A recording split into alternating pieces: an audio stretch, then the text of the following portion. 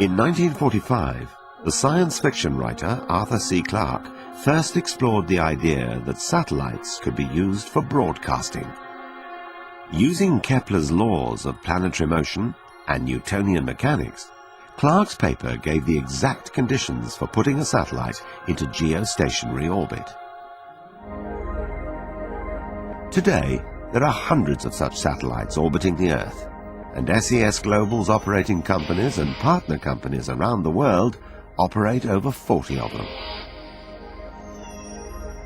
They provide audiovisual entertainment and information, broadband data and telecommunications services to an area that is home to 95% of the world's population.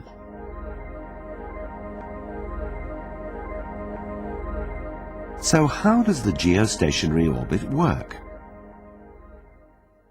A body of any sort orbiting the Earth, one such as our Moon, for example, stays in permanent orbit when the gravitational forces attracting it to the planet are balanced by the centrifugal forces generated by its speed of travel around the Earth that tend to send it flying outwards. The speed at which a satellite needs to travel for these forces to be in balance depends on its distance from the planet. Near the Earth, where the gravitational attraction is greater, its speed would have to be very high, and anyone wanting to receive signals from the satellite might only be able to do so for a couple of minutes at a time. In the same orbit as our Moon, they'd be able to see the satellite for about 10 hours a day, but in either case they would need a reception dish which constantly tracked the moving satellite across the sky.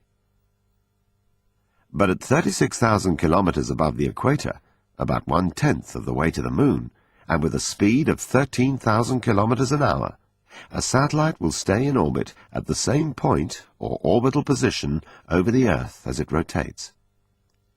And that means that viewers on the ground can pick up signals 24 hours a day, 365 days a year, from a fixed reception dish. An orbital position is actually a box, about 150 kilometers each side, in which the satellites are parked. In addition to the major forces that keep the satellites in orbit, they're subject to other forces too. They're affected by the gravitational pull of the Moon and the planets, and by distortions in the Earth's gravitational field. Mountain ranges such as the Himalayas can pull them off course. On the ground, at control centers located around the world, huge parabolic antennae track each spacecraft. The control centers receive a constant flow of information from each satellite, telling them their precise locations at all times and the exact status of the onboard systems, which are exposed to the harsh environment of space. Highly skilled engineers control their fleets in space, monitoring flight dynamics and carrying out precision maneuvers. By remote control, the onboard thrusters are fired from time to time to ensure that the satellites remain in their geostationary positions, thus maintaining the highest quality of program transmission 24 hours a day, 365 days a year. Satellite operations become even more complex and challenging where several satellites are co-located at the same orbital position.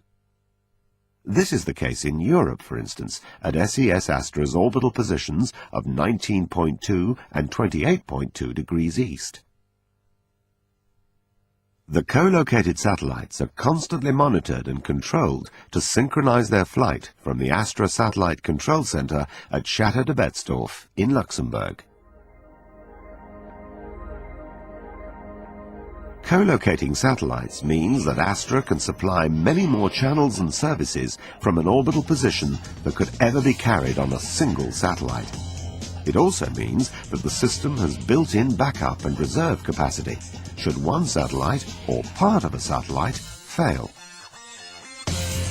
The lifetime of a satellite in space is mainly determined by the amount of fuel it carries for these station-keeping maneuvers. And the SES Global companies around the world have an outstanding track record of successful satellite management. Through careful planning and efficient use of that fuel, the engineers maximize the lifetime of our satellites, while at the same time guaranteeing an unrivaled 99.99% network availability for our clients.